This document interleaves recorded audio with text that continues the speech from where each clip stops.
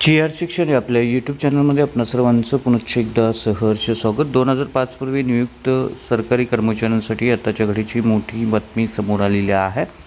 काय बातमी आणि या बातमीचा फायदा राज्यातील कोणत्या विभागातील सरकारी कर्मचारी, निमसरकारी कर्मचारी, पेन्शनधारकांना होऊन त्यांना त्यांचा लाभ मिळणार आहे या संदर्भातील सविस्तर माहिती देणारा हा व्हिडिओ पाहण्यापूर्वी नेहमीप्रमाणे आपण सर्वांना एकच विनंती, व्हिडिओ शेवटपर्यंत पाहावा आणि आपण जर आमच्या चॅनलवर नवीन असाल तर चॅनलला जरूर सबस्क्राईब करा।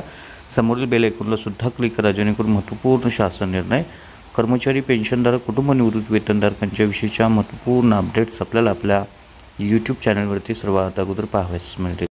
जसे की आपण स्क्रीनवर पाहत आहे, राज्य शासन सेवेत दिनांक 1/11/2005 नंतर सेवेत रुजू झालेल्या परंतु ज्यांची पदभरती जाहिरात दिनांक 1/11/2005 पूर्वीची आहे अशांना केंद्र शासनाच्या धर्तीवर जुनी पेन्शन योजना लागू करण्यात आलेली आहे। त्याच धर्तीवर राज्यातील 100% अनुदानावर असणाऱ्या शाळांच्या मधील जे शिक्षक कर्मचारी दिनांक 1/11/2005 पूर्वी सेवेत आलेले आहेत त्यांना जुनी पेन्शन योजना लागू केलेली आहे। परंतु ज्या शाळांना 100% अनुदान मिळत नाही अशा शाळांतील शिक्षक शिक्षकेतर कर्मचाऱ्यांना वरीलप्रमाणे जुनी पेन्शन योजनेचा लाभ मिळत नाही। याकरता दिनांक 4/7/2025 रोजी शिक्षक आमदार विक्रम काळे यांनी अधिवेशनात प्रश्न उपस्थित केला असता यावर प्रत्युत्तर देताना शालेय शिक्षण राज्यमंत्री पंकज पोहर यांनी सांगितलेलं आहे की 100% अनुदानावर नसणाऱ्या शाळांच्या मधील दिनांक 1/11/2005 पूर्वी सेवेत रुजू झालेल्या शिक्षक कर्मचाऱ्यांना जुनी पेन्शनचा लाभ देण्याबाबत सर्वोच्च न्यायालयामध्ये याचिका प्रलंबित आहे।